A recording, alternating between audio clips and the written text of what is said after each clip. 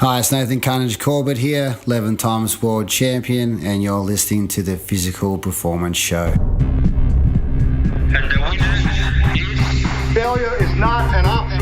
I've had my ups and my downs. Phelps with 10 meters left. 3 minutes too good. The crowd roaring. Freeman wins gold. I think it's an absolutely breakthrough experience. Welcome to the Physical Performance Show, the show designed to inspire the pursuit of your physical best performance. I'm your host, Brad Beer.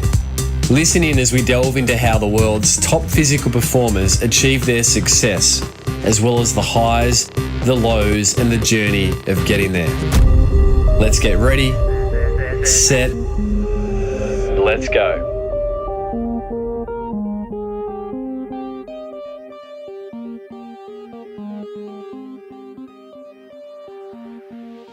Welcome to another episode of the Physical Performance Show, brought to you by Normatec Recovery and Pogo Physio. I trust you've been having a great week, and I hope that you've been enjoying pursuing your physical best. On today's episode, I share a conversation with you that I had with 11 times Muay Thai World Kickboxing Champion Nathan Carnage Corbett. By way of bio, Nathan Carnage Corbett started in martial arts with karate as a young teenager, and this led him in to boxing, followed by Muay Thai. Nathan rose to international prominence in the early 2000s, and from there he went on an absolute dynamite roll. Nathan has an incredible record: 44 total knockouts, 59 wins, 15 decisions, 5 losses, and 1 no contest. In this episode, Nathan shares the highs, the lows, and of course, the learnings on what has been a remarkable career. We start at the start with a young Nathan Corbett in the school playground, and we traverse his journey right through to current day, where Nathan is currently managing some of the niggles, strains and pains associated with his professional Muay Thai kickboxing career. If you're a runner, a triathlete, an endurance sport lover who has been following the podcast of late, and this one seems a little bit left of field, I urge you, stay with this. There is some great principles to be had from Nathan Carnage Corbett. Let's jump straight in to the ring.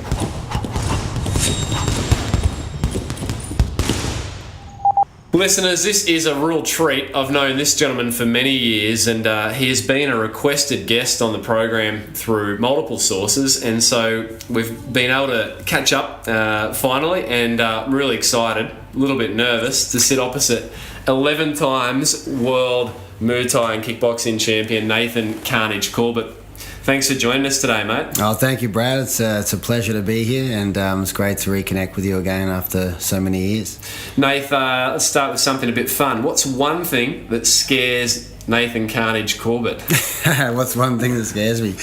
Well, it used to be sharks, but I just started back surfing again, so I lost that fear pretty quickly. So, yeah. Have you had any shark encounters? No, I haven't. Nothing? No, I think it was just I surfed when I was younger for 10 years. It never really worried me, and then stopped surfing for 12 years, and then I'll be like, even swimming in the ocean, I remember like 6 months, 12 months ago, and I'm like, oh, what about sharks? For some reason, I just created this fear around sharks, and then last week I started back surfing again. I didn't even think about it. I'm like a teenager again. Talking about fear, I've heard you say that, Nath, one of your maxims in life is to live fearlessly but live respectfully. Definitely. What do you mean by that? Well, I think when people say to live fearlessly, they can also live, if they're not conscious enough, they can also live arrogantly, because having no fear sometimes can can appear arrogant. So it's important to remain humble, but not allowing fear to control and basically ruin opportunities for your life. I mean, and Nath, doing what you did for 15 years professionally, from a Gold Coast schoolboy to, world revered fighter, one of the, most, prolific fighting resumes really on the planet. Fear surely is just something that you live with. It's got to be healthy, but as you're saying, don't let it... what's the difference between a healthy fear and the absence of fear? How does that play out in the fight world? Yeah, it's an interesting one, the fear, and we could go down many roads of that topic. But as an actual young teenager starting martial arts, I wanted to be strong, so I decided that I was sort of afraid of certain things, but I wanted to be a warrior, so I dove into martial arts and challenged myself through competing in, karate tournaments, into kickboxing, eventually into, becoming, as you know, a professional Muay Thai fighter. So I used to always use the ground of the ring as my practice ground to face my fear, of overcoming the fear of, someone, I don't know, beating you up or being stronger, or the whole adrenaline around that. So I would use that as a place to challenge the fears. But then again, like I remember one time I said to my very first kickboxing trainer, I said, this feeling before the fight, I just really hate this feeling and I just want it to go away. And he goes, when that feeling goes away, that's when I want you to stop fighting. I said, what are you talking about? I want to enjoy this without having this feeling.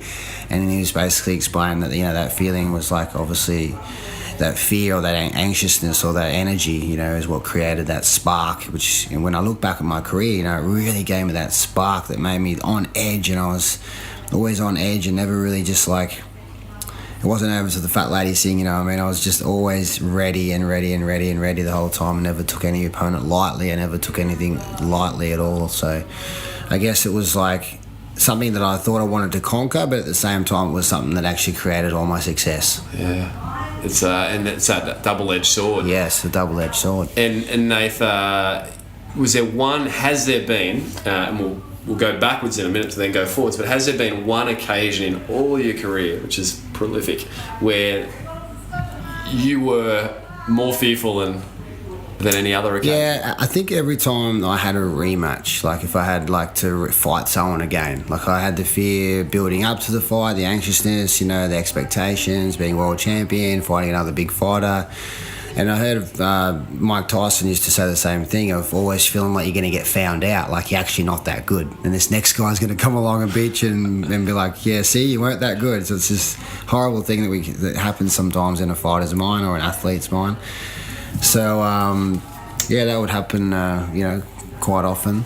But every time I'd have a rematch with someone, and every time I had a rematch with someone, I'd won the first fight. So it was stepping in to fight them again, and it was like, okay, was this the first time a fluke? Was the first time, you got lucky? Or was, do you have to now get, and they're obviously that confident in themselves, even though you've beat them or knocked them out, to actually step back into that challenge. You go, I want to have another go at you. So that shows a lot of courage from their side. So I've got to be a step above that again.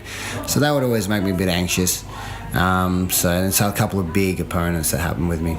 So it was probably those times where it was like, I guess the expectation levels just rised. Twice. Particularly the rematches.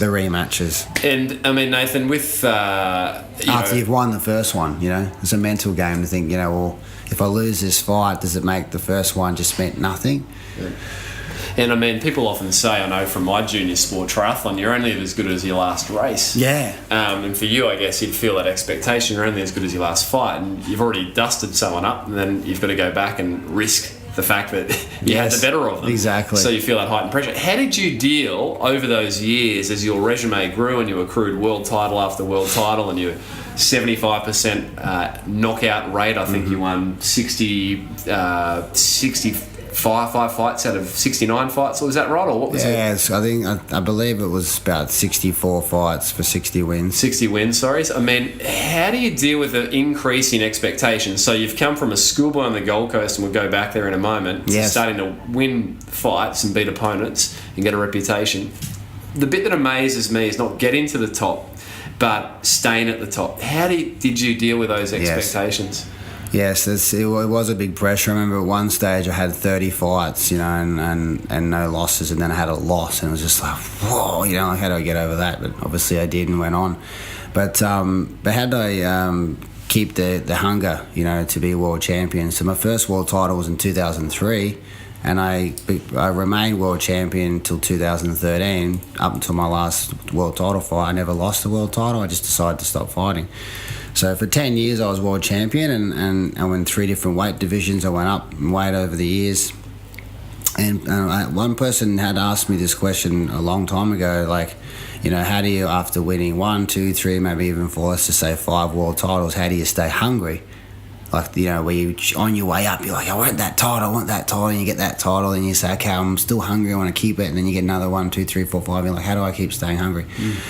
And it was, I used to just ask myself a simple question, and the simple question was, are you ready when you step into the ring tonight as the champion of the world to step out of that ring not the champion of the world? Wow. Because when you walk in the ring, you're the world champ. So when you leave, you've got 2 options. You know, you either leave there as the current, next time, 6th time you won another title, multiple champion, or former world champion. Yeah. And that was enough for just me to go, I'm not ready to not be called or not be world champion. Yeah. So I just use that fuel and just go, and let's just go. And get it. Yeah. And with Nath, let's go back actually. So you grew up on the Gold Coast. I had a great laugh in researching this. I heard you say that you only went to school to eat your lunch. Yeah.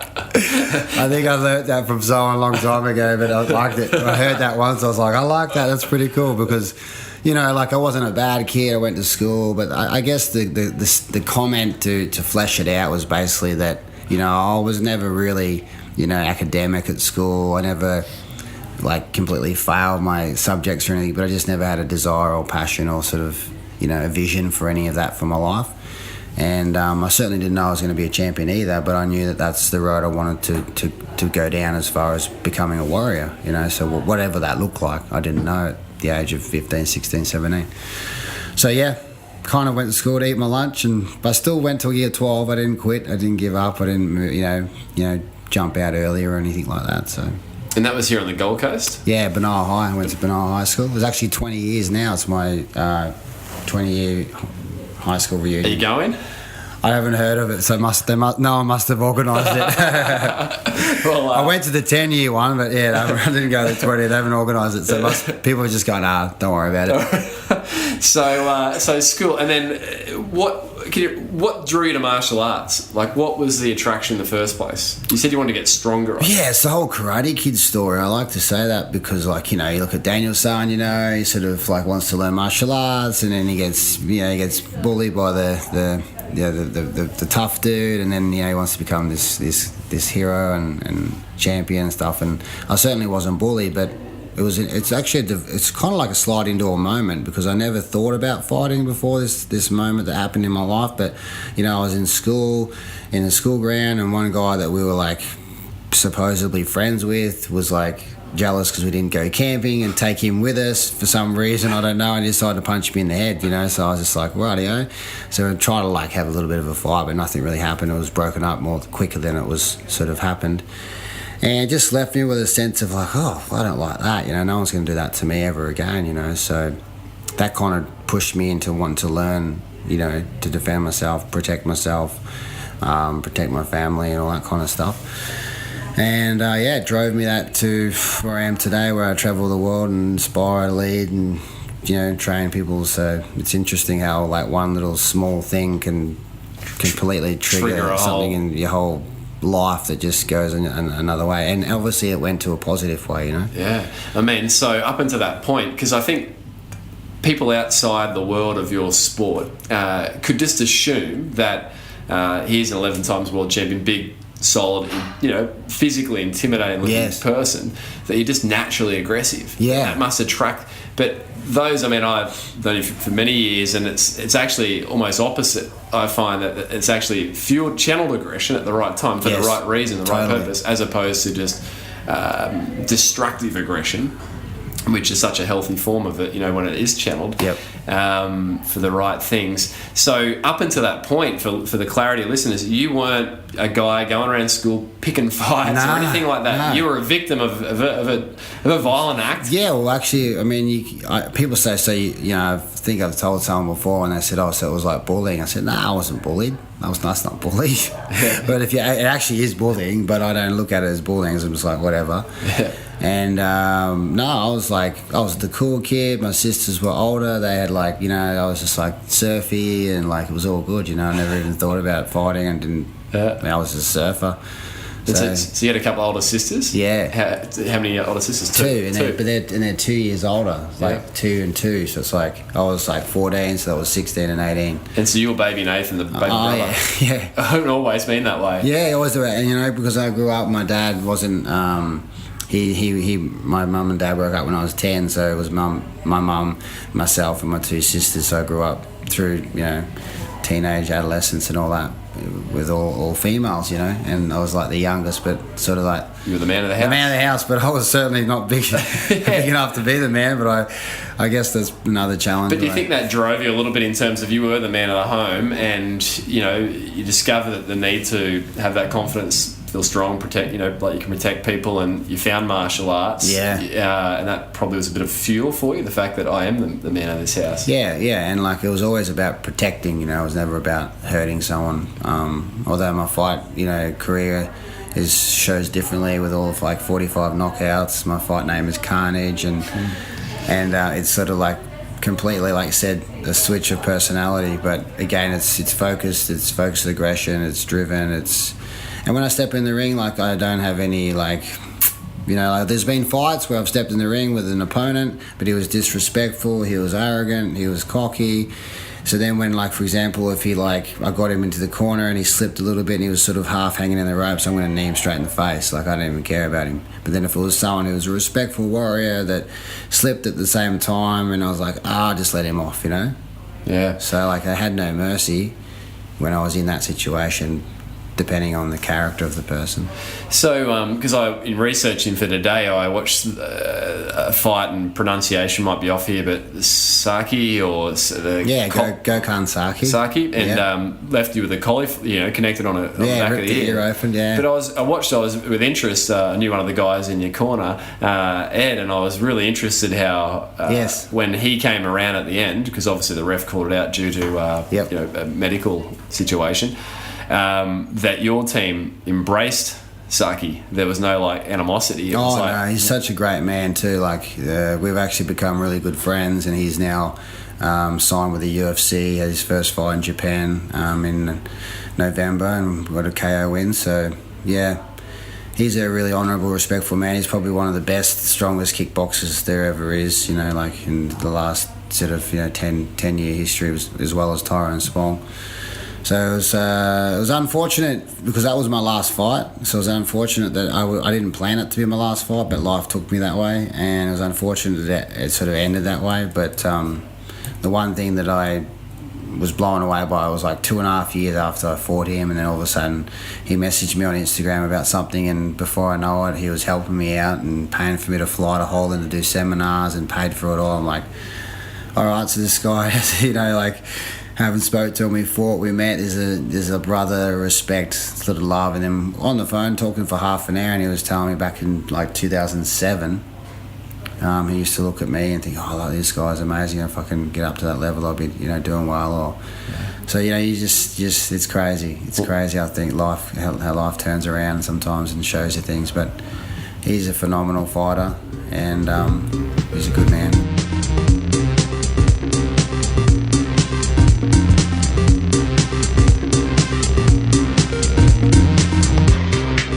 You're listening to 11 times world Muay Thai kickboxing champion Nathan Carnage Corbett share around the highs, the lows, and the learnings of his career to date. Support from today's show comes from Normatec Recovery. Normatec is the leader in rapid recovery systems designed to give a competitive edge to the world's elite endurance athletes. The Normatec Pulse Recovery Systems are dynamic compression devices designed for recovery and rehabilitation. They use their patented pulse technology to help athletes recover faster between workouts and after performance by reducing muscle soreness and improving circulation. It's simple, get fresh legs faster with Normatec. If you're a listener of the Physical Performance Show, then jump over to Alpha Sport. There you'll be able to use a promo code, which is POGO, capitals POGO, to receive 5% off all Normatec products. Support for today's show, as always, comes from Pogo Physio. We exist to help you get back to your physical best following injury. We want everyone who walks through the doors of Pogo to cross their physio finish line.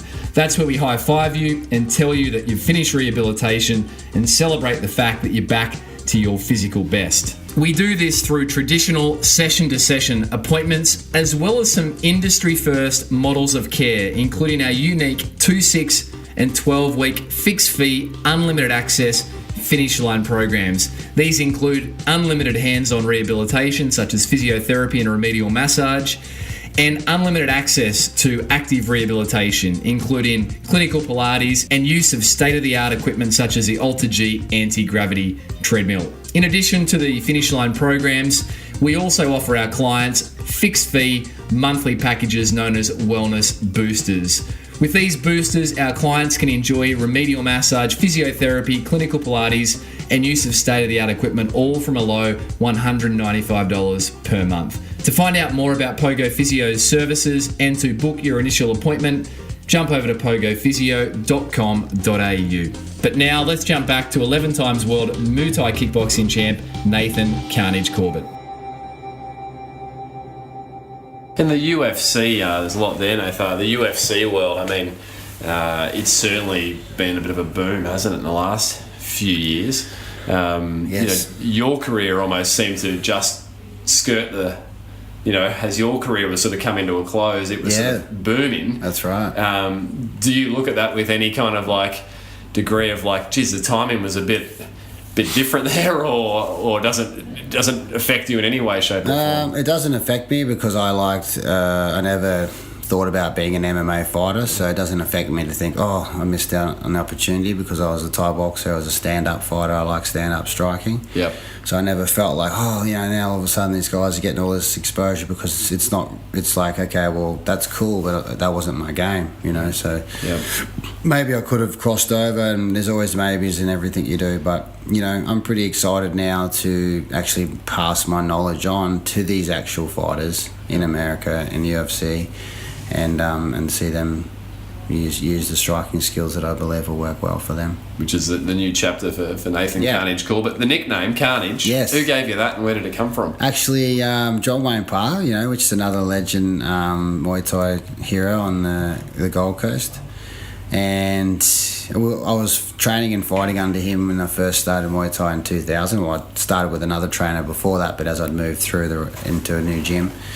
And we were just at a fight show, and I'd won this fight. Then we were just cruising home on a bus, and then we're trying to come up with names because I didn't know. I was just Nathan Corbett, and I guess everyone's supposed to have a fight name, right? So there's a few little names being thrown around, but then he sort of just popped out of his head and said that. So I'll have to always thank him for that. Well, it's stuck, hasn't it? It's a brand. It's a brand. It's cool. It's Carnage Corbett. It's a brand. The elbows that I brought with all that carnage is a global brand, and I've been travelling around the world because of it. And the elbows, I mean, that was one of your trademarks, I guess. That's probably not the right term, but for sure. Where can you remember the first time you realised you had a gift using your elbows as a fighter? Well, it wasn't so much that I remember the time that I felt I had a gift, but I do remember the time when I was like, this elbow is what I'm going to be good for. I'm going to really put my energy into it. So it was like when I was 16 years old, I was doing karate for a few years, and then I met my first Muay Thai teacher, Greg Whitehouse. And then back then that was like 1995 or 6, and there was a lot of strong Thais in Thailand fighting with elbows and just really going for it, bloodbaths and stuff. I thought, well, if I'm going to be doing Muay Thai and that elbow is available to me, then I'm going to be good at that. Yeah, right. So your eyes were opened. Yeah, I was just like, I'm going to be good at that. I never was really flexible and thought of fancy head kicks and stuff. Yep. So I just like to press forward and go for it. So that was at 16. So that seed was planned in my mind, into my head. So then every time I'd be fighting and I got close, then it would be just a natural instinct to go to that place. And then it took me 5 years before I actually had an elbow fight, because then I stopped. I was just doing amateur kickboxing. Then I stopped kickboxing for years. I finished school. I was teaching karate for 2 years. I was teaching kids, adults, all that. Then I finished karate, went to Muay Thai. Then I had to do 1 year as an amateur, which is no elbows. And then I won an amateur title. And then next year I went pro. And it was like full Thai rules. So I was like, okay, let's go. It's game on. It's game on. So then I just went nuts for a few years, just throwing elbows at everyone. And everyone was just like, okay, this guy's going to throw an elbow. If you're going to fight him, you're going to get cut. So with your first fight, can you remember your first amateur fight? So you'd come out of school, went into teaching. You were at the yes, doing some locally here. That was on the Gold Coast. Yeah, karate. Just teaching karate. Yeah, and then your first amateur card, your first fight. Can you remember that? The emotion around it and the build up. What was going through your head as you took on your opponent? Yeah, I do remember. It was pretty cool. But the one that was the biggest one was so I had like 5 fights, amateur fights, and then my 6th fight they gave me a Queensland title fight, so an amateur Queensland state title. And I think it was like the week before, or like something like really close to the event, the guy I was supposed to fight, because his name was even on the belt. Back then they used to write the name on the belt and everything for both opponents. He pulled out, and then they gave me this guy called Stanley Nadix, who was a Papua New Guinean, and he was like, I was fighting at 76 kilos, and he looked 105, but he was only 76. Just muscles, like just everywhere, just black, just strong, like, strongest man I've ever seen in your life. And I'm like, okay, when it was supposed to be an amateur Queensland title, not some like international, opponent. Yeah. So that was really tough, but I won that fight. Yeah, I haven't even got the tape of that, and I never even got to see it, but I don't even know how I won the fight. Like, now when I think about it. Was it an elbow? No, you were just an amateur. No, it was an elbow. Yeah. I don't even know how I won. I don't know how I beat a man like that, because I won the fight convincingly. I won. But when I think about it back in my head, I'm thinking, I don't even know how I won that fight. You can't remember? No, like, how'd they get through? It must have just been all heart. What do you think would have happened if you lost that first fight? All heart, Do you think you would have still been as fueled up? You wouldn't have walked away from it. You would have found motivation either way. Who knows? Yeah. Who knows? Yeah. And Nathan, over the years, you said in 2013 for that last fight that you had, you weren't anticipating that to be your last fight. No. Can you break that down a little bit more? What do you mean you still had a view for more years? Oh, so it was, yeah. So the last fight was Gökhan Saki. It was 2014 in April 12 in Istanbul, Turkey. So I'd signed a contract only about sort of, not that long before, maybe 6 months, 12 months before that. Well, it was about 12 months before that I signed a contract with Glory, who had just become like the biggest kickboxing organisation. So there was no elbows, which is not my game. And then I fought Tyrone Spong in 2013, October in Chicago, and I lost that fight, which was the first time I'd lost again in like 30 fights. And we'd fought in 2009, as you know, and I beat him in Jamaica, so it was like 1-1. And then I went home and I fought for my world title defence for number like 11, and I won, was with elbows. And then they said, there's a tournament in Istanbul, it's like 4-man tournament, so you have to have 2 fights to win, but it was like 200,000 US, to win it. So I was just like, okay. So they put me in it, and they said, we're going to fight Saki and Tyrone Spong in one night, it's going to be a miracle. So that was the card. Yeah, and the Brazilian guy who's a beast as well. I was like, the 4 of us. It's like, it's going to be. I said to the guys, it's going to be almost a miracle to beat both of these in one night. I said, all right, let's go. And so I had the fight. Ear got ripped. Naturally, I had to take time off. I had plastic surgery to fix the ear in Istanbul, so it was pretty bad. How bad was it? Was it like? Cause it looked, well, the funny thing is they imagined it was the eardrum. Yeah. But they actually didn't perforate the eardrum. Didn't do anything to the eardrum at all. Grabbed the ear from behind, and just the pressure of it folded it backwards, and then folded it in half, and it just tore. So the actual bottom of the earlobe was ripped from the skull, if you like. Oh, not so much ripped off. It was interesting. It was kind of like ripped from like all the way across the inside, but not from the actual skull part. Okay. Anyway, I went to a hospital. They went to stitch it up. They said, we can't do that. You need a plastic surgeon. So I had a plastic surgeon on call at 2 a.m. in Istanbul. Istanbul, yeah. Yeah, so they got it all fixed up anyway. So I flew back to Australia and had to take some time off. But leading into that fight, and probably when I remember I looked back a year before that, I was just starting to get like tired. My body was getting injuries. I was getting tired. I wasn't like recovering. I was feeling like fatigued, all the time. And I think my nervous system was just like burnt out from just going hard for 14 years. Yeah. And then I had injuries, and I was just getting cortisones, like, you know, like eating anti-inflammatories like Tic Tacs, you know, and I was just like, it's just getting too much. So I took some time off the rest of the year. Yeah, and I just sort of like, just each month that went past that time, I just started to feel less and less capable of going back to that level. And then they offered me like half the amount of money because I just lost 2 fights, and I was just like, oh, it wasn't really, the money just wasn't really worth what it was going to be to go in there and fight these guys, and it was like no elbows, and that's what I like to do. So it was kind of like a snowball effect. I didn't plan for it, so it wasn't like, okay, 2014 is my last year, then I'm going to have this fight and I'm out of here, and I'm going to go do this, I'm going to go build a gym or run a coffee shop or run for president or something. I don't know. A few people think you do all right with that, mate. Yeah. But I was like, oh, you know, it just happened. Just life happened. It just went boom. And then all of a sudden I woke up one day and just said, I can't do this anymore. And I fought for a year in my mind, like just trying to, like, you know, maybe if I just rest a bit more, and I'd still go to the gym every single day like I was going to train, but I just, no. And so would you say that the love wasn't there? Or not the love, but the fuel? I think it was just like, yeah, the fuel, the hunger, the fire, the desire, the body was just like saying, don't, stop, you know, and then... Yeah. Then before I know it, because I didn't know what I was doing with my future, then I just developed anxiety. And then into anxiety, then that led into depression, and then depression, I just was just getting eaten alive by my mind.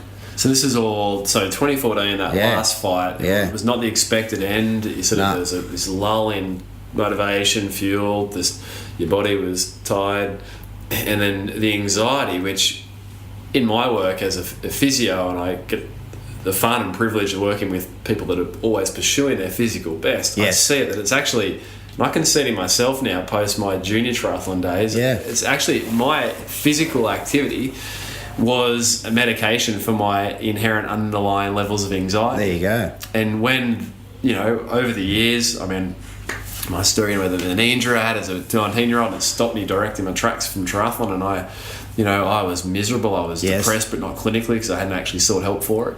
And so I see that with so many physical performers. Their physical activity is almost their self-medication. It's also their identity, obviously. Yeah. And when it stops, it's just this void. Oh. And so can we go through the void now? Oh yeah, the void. So you mentioned I can smile and laugh about the void a little bit now, but that's some tough stuff there. And I think unless you've been in that physical world, you can look from the outside and see these stars of sport and physical performers fall from grace, seemingly. Yeah. But unless you've been in that world, it's hard to sometimes actually connect with what's going on psychologically. That's right. So, mate, the anxiety. And sorry to butt in there, bro, but the thing that was, I guess, the hardest thing was it's not like, oh, poor me, because like I've had a great life, but it's like, when you think about like my surrounding of friends or people, like, or even just like if you think about the whole country, there's not many of me. So it's not like you couldn't even go to a friend who was like another 10-time world champion who retired and go to him for advice, because there's no one else that's done what I've done. So it wasn't like your mates could even understand, because none of my mates are athletes. I mean, I know a few footballs and stuff, but whatever, but I'm talking about my close circle. Yeah. So no one really could understand it, and that's cool, because like you can't expect anyone to understand it because they didn't do it. But you felt isolated. But you do kind of feel like they were like, everyone was really kind, and everyone was like, you know, empathetic and passionate, compassionate and stuff like that. But you know, it wasn't easy. So you felt anxiety around what do you do next? You've gone from having adulation and accolades and and attention on your performance, and the carnage, and all of a sudden and then your mind just goes to crazy places. You know, just goes to crazy places, I guess. And then now look back, like if I look back, it's like 3.5 years ago, like since I stopped fighting, or almost 4 years in April next year, and now I look back at the dots and look back at it all, and I just and how like. It's like, you know, you spend your whole life like in one energy, you know, conquering whatever it is that you desire to be, which obviously for my path, as we know, was fighting. And then you just get to a point where, okay, on paper you can say to yourself, well, there's always a time in every athlete's life where it's over. Because as we age, especially in a fighting sport, we're not playing table tennis or darts, it's over. Like it's a physical game. So your body can only go to a certain point. So that everyone, no matter how they think they're never going to stop, will have to stop eventually. So that. Yeah. But it doesn't help when all you've ever done your whole life since that day at school, all the way through, so 22 years of that, is like, now you don't really even have a purpose to fill that gap that might have been an insecurity, it might have been a self-worth, it might have been a confidence thing. You don't have anything now to fill that gap, to fight for that space to be filled. Yeah. It's making peace with the fact that you're not your performance, and that everyone can hear that. Yeah, right? So it's just like insane. And then obviously on top of that, being a man, I was now 34, 35, and then it was about financial. How to replace the income.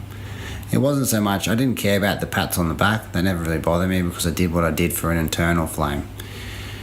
It was never external.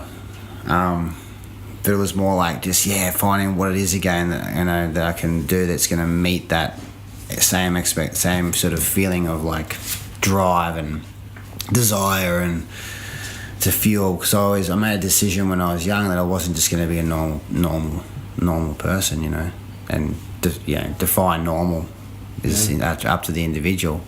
But that's what I just said. I don't want to be such and such that just goes to work and does his thing, or is a builder or a plumber, or I need to do something different, something special, something more than just normal in my view of what normal was. So when that stopped and I couldn't do that anymore, I was like, well, one person said to me, oh, well, now you're one of us.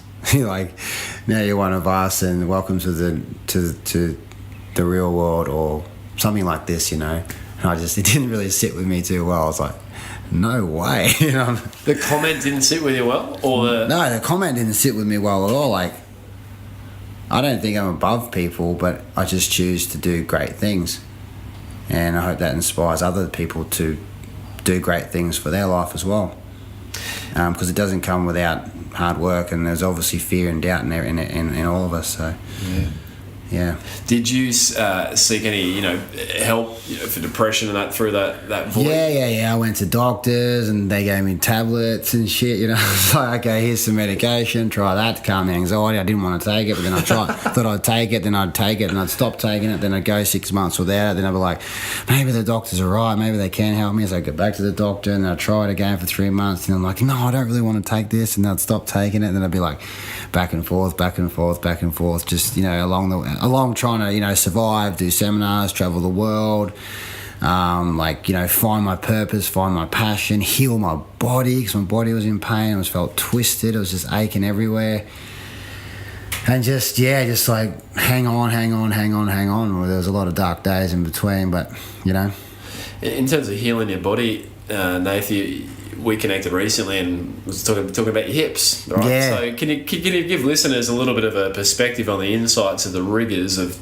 15 years professionally, and more than that in terms of your fight life? Yeah. A bit of a stock take, if you like, of the niggles that you deal with on a day-to-day basis now. Yeah. Well, unfortunately, I had some bone spurs in the hip socket that I didn't know about, and probably why I was never so flexible with head kicks and stuff. And I just fought. Then in 2009 they discovered that there was some spurs in there, and so obviously that was, as I'd go into a kick position, that rotation in the hip would grind away at the hip joint and the cartilage, and wore that out. So they went in there in 2009, did some arthroscopy and did the surgery, and that was in 2009, and then I went on obviously and fought for another 4 or 5 years. So I didn't know that they were going to grow back and cause more damage. And then, so basically 2015 or something, I was just like, oh, my hips are killing me. It's a lot of pain. And so I went back to my hip surgeon, and he said, no, they've grown back because that's what they do. And like you basically, going down the path of needing 2 hip replacements. And I was just like, oh my God, like 2 hip replacements at like 35 years old. So that there created a lot of anxiety as well, like a lot of fear and like a lot of like depression, because you're like, oh, I can't do what I want to do, and I can't even do this, and I can't do that, and da-da-da-da. But, it's all just self-management. Obviously, I had like bone flakes in all my hands from punching. I had like, some shoulders, lower back pain, like some joints here, there, and there, everywhere. So it was just about like, and then I wanted to always try and stay big and strong and like keep looking like I used to look. So I had to try and let go of like trying to be what I used to look like, because I'm not the same age. I'm not training the same amount of hours. I'm not training like I used to be. So over the years, I just slowly started to sort of, lose some weight and come down and have to let go of what I once used to be and what I used to look like to be that person. So I just, had to find ways to look after my body and manage my body. So, I get injections in my hips, like Synvisc injections. So they just sort of basically tie me over, and they're not perfect, but they're pretty good. You're getting those, twice a year? Or twice a year, yep. And I can get hip replacements when I really feel like I need to. I started yoga, and I do a lot of yoga, which I love, but it's not just for stretching, it's for that connection, that spirituality, and with oneself. And then I love still doing my weight training and coaching all the time, so, and diet, nutrition and stuff like that. I'm not perfect with, but I'm pretty conscious about what I eat and how much water I'm drinking. So it's starting to feel good. Like I started back surfing, and I used to have back pain. I don't have back pain anymore. I think yoga strengthened that for me. I'm finding like the small muscle groups around the joints, like the stabilizing muscles that were neglected, not knowing that they were neglected doing heavy weight training. So just those small intricate little things with like Pilates movements or yoga or is really strengthening my body. So as a whole right now, my body feels strong as a whole. Like individually there's like some damage and some sore spots that are that flare up here and there. Mainly just joint stuff, from being too much carnage. No, the elbows are fine though. And just for the record, no one actually hurt me. I actually hurt myself bashing them. Oh, mate, it's interesting you mentioned physical injury and it was creating some anxiety. I say regularly when people come in my profession as a physio with physical pain and injuries, it's not the pain that people can't deal with. They can deal with that. People are pretty resilient. It's the frustration with not being able to do the things that they love. Yeah. It's anxiety around, will I be able to do the things that I love again? And it's the fear of, what if this is it? Yes. So that's actually what we manage. If it's going to stay there forever too, like, I recently had I have still just challenging things with pudendal nerve, problems, and that one there's a killer. So I hope no one ever gets that one, because that one's not very nice. But I've been doing a lot of, finding ways to try and treat that and heal that and fix that and get that moving and shifting as well. So is that a result of the sports over the years? I don't know. Just sort of like come on slowly, and it took me 2 years to discover what it even was. Like to get the diagnosis. Yeah, it's not very common that people even know what that is. Yeah. So, Nathan, thanks for sharing around that. But listeners, let me tell you, the carnage still looks pretty impressive sitting here today. Mate. I try to keep in shape still. You're looking good. Let's do a performance round before we throw over to your current projects in life. Yeah, let's get on to it. Yep. So, Nathan. Not about the sad stuff. Come on. Let's get inspired. I'm motivated. I'm pumped. So, I'm ready to move on. Let's do it. Performance round. The training session that you most love. What's that been? What is it? The training session that I most love. Oh. You know what? I really enjoy weight training. I think it's just a sense of strength and power, and I just really enjoy that feeling of that pump.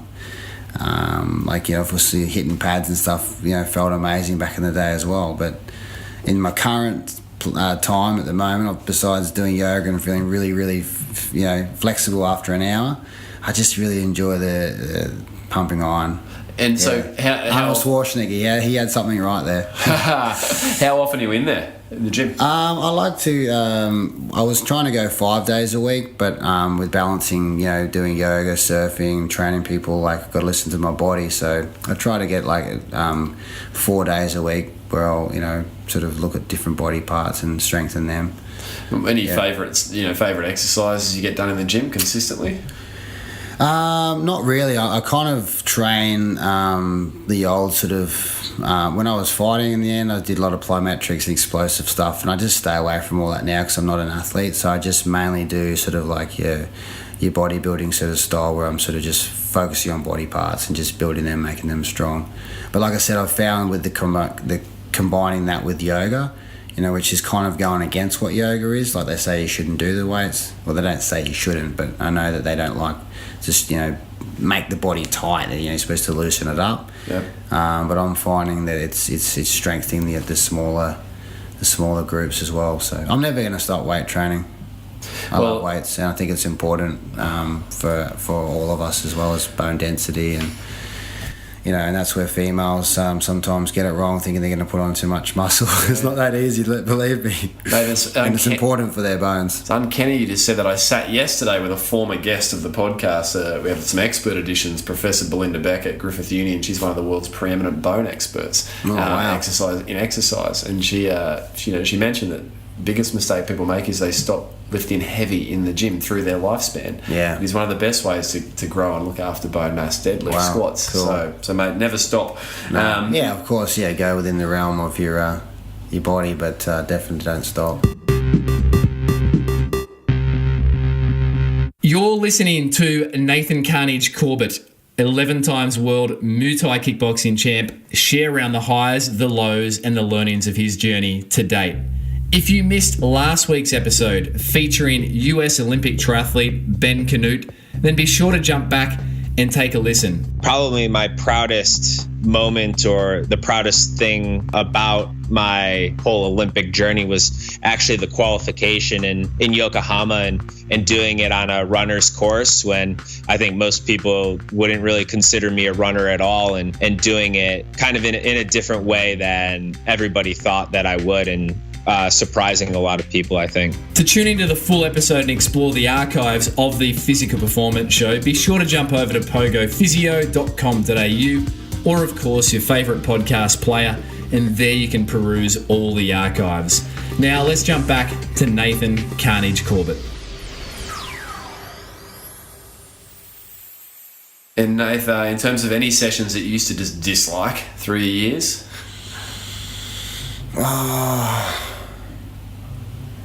No, well, I hated running. I hated running, so I decided to stop running.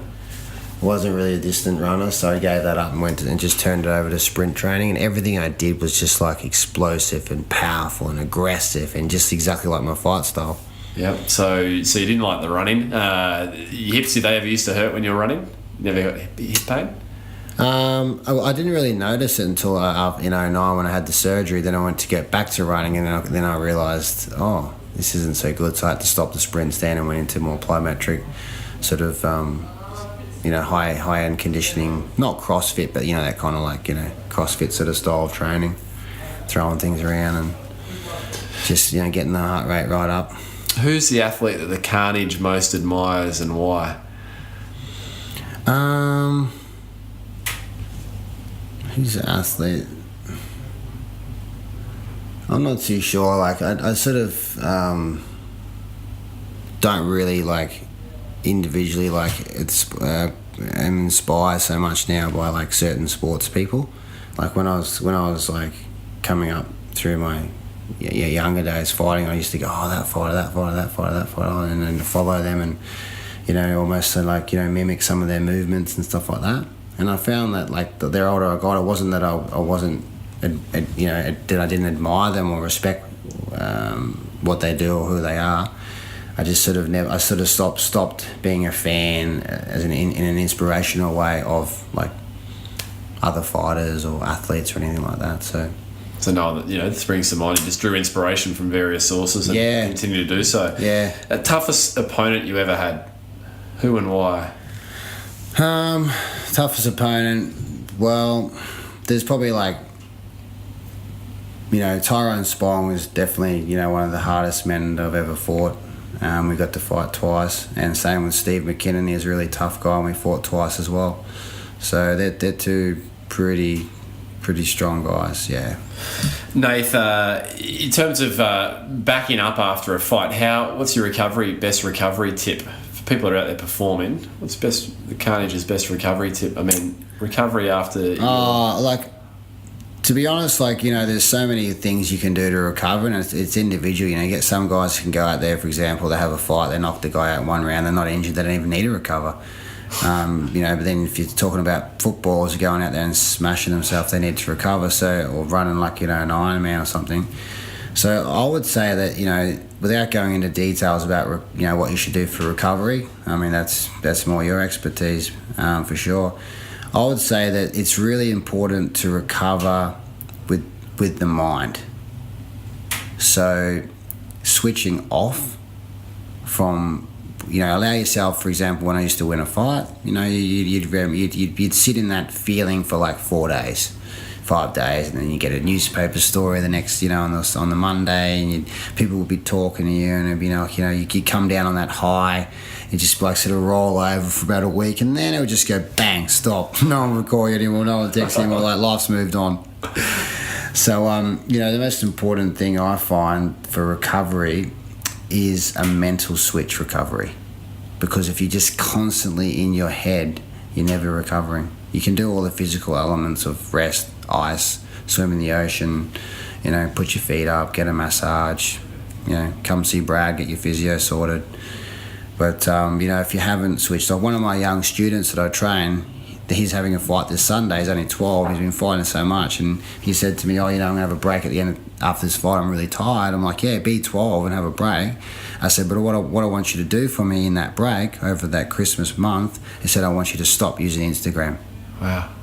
Because you're 12 years old and you're making heaps of posts, and his dad goes, I'm kind of half to blame. I put those posts up as well. I said, well, you stop and turn it off.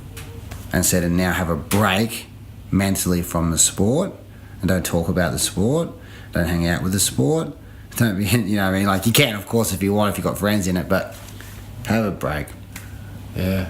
Looking back, is that something you did well through your career? I did that really well. I didn't watch fights. I didn't talk about fighting. I didn't have pictures in my house of myself. I didn't have my belt at my home. I didn't shrine my house up of, my career. I didn't have trophies there or anything, and I just found that was and it's individual, but that's just for me, that kept the longevity. And that kept me from 14 to 35 inspired and to keep going. It's a long road, 20 years, 21 years. Nath, one word to describe your fighting style? Carnage. The zone. We talk about the zone. How would you describe being in the zone? I think being in the zone is like that place where nothing separates your mind from your vision. When was the last time you were in the zone? Oh, this morning. I was out in the surf. Nice. Nath, well done. Just a fun thing here on the performance round. One fun question, and that would be, what's the funniest thing you've ever seen in all your years training and competing? Anything that you just... Oh, funny. Oh, I can't remember off the top of my head. It'll probably come to me later, but it's too late then. Oh. You can mail it in. Yeah, I'll mail it back. Mail it back to me. I'll think it'll be pondering in my head. Ask me another question. And it might come back to me. That's fine. Current activities. You've gone through the void. We touched on the void. Yep. What's the Carnage's focus these days? I believe there's some Ultimate Warrior retreats that are happening. Yeah, this year, 2017, has been a big year of new pathways and new sort of business ventures as well. So I did the Ultimate Warrior Retreat in May. I took 16 people to Bali, and we did like a week of yoga and Muay Thai and mindset. So that was fantastic. I was going to do another couple, but yeah, getting numbers was difficult, because I was traveling so much. And then I traveled around the world for 4 months. I went to Europe for a month, then I went to America, which is the first time I'd been in America for a long time, since I fought. And then I went to America and Canada, and then come back home, went to Bali. I was coaching over there. I've just been home for 3 weeks. So anyways, in that time, I discovered that I need to be in America. So now I'm working on my visa to move to America in January, because I want to... I just want to go to the next level, now that I've discovered that I want to be, one of the best striking teachers that there is, and I also want to be a leader, and I think that I need a bigger playing ground and a bigger platform, and I'd like to work with some elite fighters as well. Where will you base yourself, Nathan? California. Yeah. Well, you can't go too far from the ocean, so it's medicine, isn't it?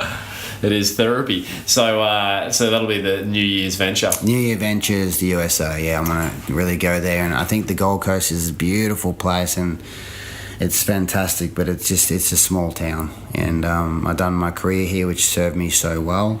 But now I feel like it's not big enough, and there's not enough people, and I want to go while I'm young enough to other shores and see if I can conquer them as well. So if listeners want to follow the Carnage journey over to the US and these new endeavours, where can we find you? Oh, definitely on Instagram. I like the Instagram, and on Nathan Carnage Corbett Instagram. I always post my journey on there. Facebook, I don't know what's going on with Facebook these days, but it doesn't really work so well. So it's on there, but yeah, I'd say Instagram is better. Yeah. Well, I think it has the bigger attention meter than Instagram these days. Oh, yeah. Though Facebook owns it. Nathan, a couple of final questions. What's on the bucket list, both personally and in your fighting world? Obviously, America.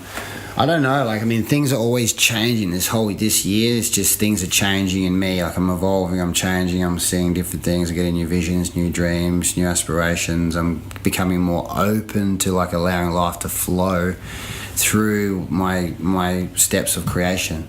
So I'm making things happen by turning up, training, exercising, putting myself forward, putting myself out there. And in that time of doing that, it's like this place of trust. We speak about with going to church with God and stuff. You got to trust in the Holy Spirit, trust in God, and trust in this flow of life.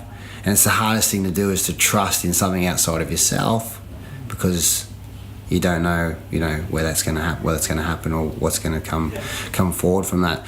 So it's not about just going, I'm just going to trust and hope things happen. That's not how it works. You really have to be proactive. You have to be, doing all you can in the human form to make everything possible for that to happen, and then allow things to flow. So I'm going to America with the idea to travel around the whole country, do seminars, and then eventually settle down in one spot, and then start training and teaching, students and fighters. And one of the things that I would like to do is to train someone to become a UFC champion. Wow. Obviously I'd be a part of that, because I need a jiu-jitsu and a wrestling guy as well, but there's a team, but be the striking guy that really, really gets that person to be the champion of the world, and feel that energy through that platform. But again, on that journey, I'm open to flow. I might end up being a movie star. Well, I can see that. But that's okay. That's okay. You mentioned Arnie, right? And Arnie was told that he'd be too big for the screen. That's it. So, hey, Carnage might be coming to the next blockbuster near you.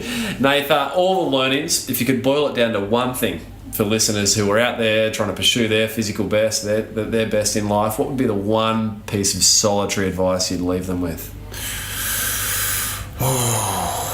You always nail me with some good questions, don't you? Carnage's one bit of advice. My bit of advice is that if you don't know what it is that you want to do, keep searching until you do. Don't give up. And Nathan, every listener of the guest every guest of the program issues listeners with a physical challenge for the week. It can be anything. It can be very entry level, or it can be extremely ambitious. Well, I challenge everyone to go and take a yoga class because it'll be good for you. And it's amazing how much, if you keep committing to that process, how you'll change physically and mentally. So brilliant. Fun question in wrapping up, Nathan. 3 people, if they could be at your dinner table, living or past, who's at Nathan Carnage Corbett's table and why? Well, I definitely want to meet Sylvester Stallone, which I have a contact that knows him, so I'm going to hopefully get that to happen in America. He's always been someone I've just looked at as like this big father figure. I don't know. I just love him. I think he's amazing. I think he's such a cool guy, and he's so cool. So definitely him. That'd be one. Will have to be some glamour, of course, because you can't have dinner without the glamour. But I don't know which one because I haven't really been thinking about that so much lately. But whoever that is, let's just say a glamour, right? It doesn't matter what her name is. And then the other person would be God. Cool. That'd be cool. So that'd be an interesting table. Yeah. The unknown glamour, Sylvester Stallone and God. Yeah. Nathan, what do you reckon? Mate, all, is that right? I think I don't know. Would you come to dinner? I'd be a fly on the wall, mate. Thank you for your time. You're someone that obviously mentioned.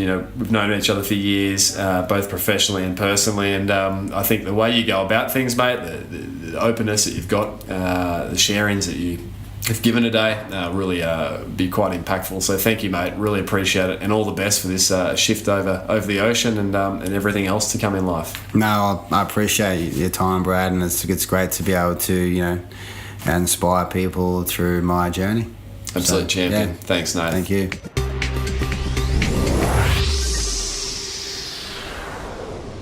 So there you have it, another episode of the Physical Performance Show. I trust you enjoyed it, and I hope you enjoyed Nathan's sharings around his remarkable and long career to date. What an incredible athlete. Certainly a fresh perspective for the Physical Performance Show. If you did enjoy it, then please let Nathan and myself know. You can jump over to pogophysio.com.au. There you will find our social media handles. Tag us in. Let us know what you did like, what's inspired you. You can simply look up the Carnage Corbett and you'll find him on all social media handles as well. If today was your first time tuning into the Physical Performance Show, then a mighty welcome. If it was your 99th time, then thank you for your ongoing support. If you enjoyed today's episode and you know someone who would benefit or enjoy the sharings from Nathan today, then please consider sharing it with them. Sharing helps this podcast, this information, get into the earbuds of more people who, just like you, are looking to pursue and perform at their physical best. Don't forget, of course, to hit subscribe from within your favourite podcast player in order to get each and every episode delivered to your earbuds each and every week. Lastly, if you've been enjoying the Physical Performance Show and you're yet to consider leaving a review over on iTunes, then please consider doing it this week. Reviews mean the world, certainly to me, in bringing this show each and every week to you, and I get a big kick each week when I see new reviews posted. A massive thank you this week to Stefan Forey. And Stefan rated the Physical Performance Show 5 stars and commented, "Stumbled upon these from a post by Lucy Bartholomew. Now I'm hooked and I can't get enough from listening to all these great athletes. Very inspiring. Also interview Bruce Fordyce if you ever get the chance." Stefan, thank you very much for taking the time to leave a review. We will certainly pop Bruce Fordyce on the to-interview list and do a little bit of research, and I'm so pleased that you enjoyed the Lucy Bartholomew episode.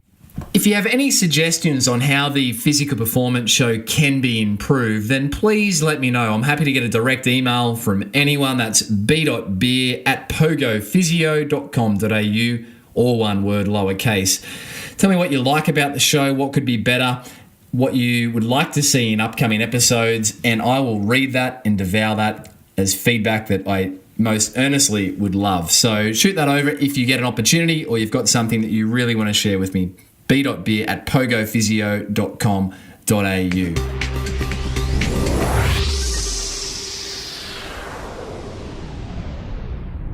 A big thanks to the team who make this podcast possible each and every week. Susan Wilkin on all things administration, Matthew Olding on all things graphic design, and Daryl Misson, our audio engineer extraordinaire. Of course, a big thank you to our sponsor, Normatec Recovery, for making this show possible. Podcasts are free to download, but they are not free to produce. And last week, we kicked off a new little segment, and that is the physical performance show, Podsies. So what's a Podsie? Well, it's a selfie, but it's a selfie of your phone's screen. So if you are listening to an episode and enjoying it, take a photo of the screen, upload it to Instagram or social media, and tag me in at Brad_beer, and you'll go into the draw for that week to win a copy of You Can Run Pain Free, my running and jogging bestseller. Speaking of You Can Run Pain Free, if you would like to do what the cover says and enjoy injury-free running, then you can use a promo code over at pogophysio.com.au. Simply enter POD lowercase 2018 or one word, and you can receive 50% off the recommended retail of You Can Run Pain Free. It's available also in Kindle version, Audible versions, and also the good old trusty paperback versions from all major online book distributors.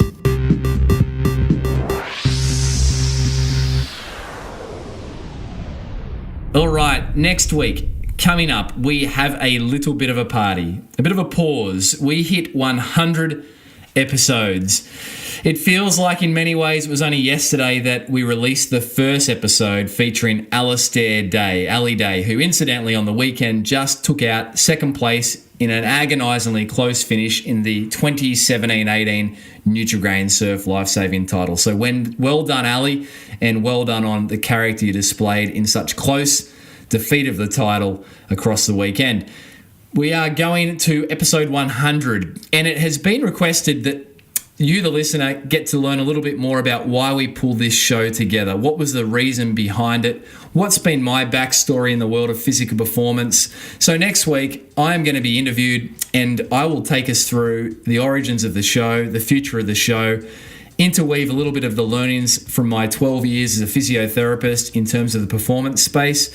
So I hope you enjoy that next week. From there, we launched back into a series of athlete interviews, of course interspersed with some expert additions. I can announce this week we have an upcoming and exciting interview locked in the bag, and that is with Craig Alexander, Crowie, Ironman triathlon champ. We also have some great athletes coming up across a range of sports, so be sure to stay tuned in to the Physical Performance Show. Until next week, keep enjoying and pursuing your physical best. I'm Brad Beer, and this has been the Physical Performance Show.